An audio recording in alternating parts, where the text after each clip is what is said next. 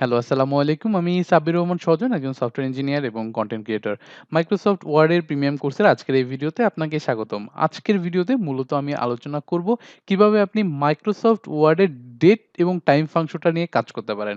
So এটাও কিন্তু Microsoft ওয়ার্ডের বেশ গুরুত্বপূর্ণ একটা জিনিস। আপনার আপনার অনেক সময় হইতে পারে আপনি কাজের সুবিধার জন্য খুব দ্রুত আপনি এই জিনিসগুলো ব্যবহার করলে, এই টুলস গুলোকে ব্যবহার করলে আপনার কাজ অনেক বেশি দ্রুত হয়ে যাবে। মনে করেন এখন আপনার কয়টা বাজে? এই টাইমটা যদি আপনাকে লিখতে হয় বা আজকে কত তারিখ? এটা কোন ফরম্যাটে লিখবেন? এগুলো যদি আপনাকে দেখতে হয়, তাহলে আপনি সরাসরি ইনসার্ট এ চলে আসবেন। কোনো ঝামেলা নাই। ইনসার্ট এ চলে আসবেন এবং ডান পাশে দেখেন ডেট এবং টাইম নামে একটা অপশন আছে, হ্যাঁ? যেটা আপনাকে কুইকলি ডেট এবং টাইম আপনাকে এড করতে সাহায্য করবে। তো এখানে ডেট এবং টাইমে ক্লিক করব। দেখেন অনেক ধরনের ফরম্যাট দেওয়া আছে, হ্যাঁ?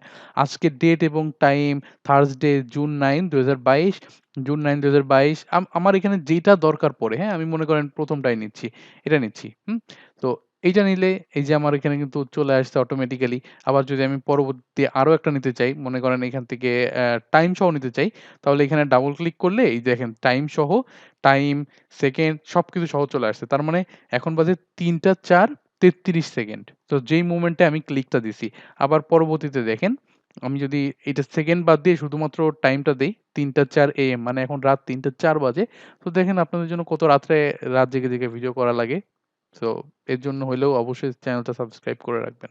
সো যাই হোক, তো চলেন আ আরো কিছু যদি দেখি, এখানে মনে করেন পরবর্তীতে আম যদি আরো কিছু ডেট এবং টাইম ফরম্যাট দেখি, এখানে শুধুমাত্র টাইম, সেকেন্ড সহ চলে আসছে।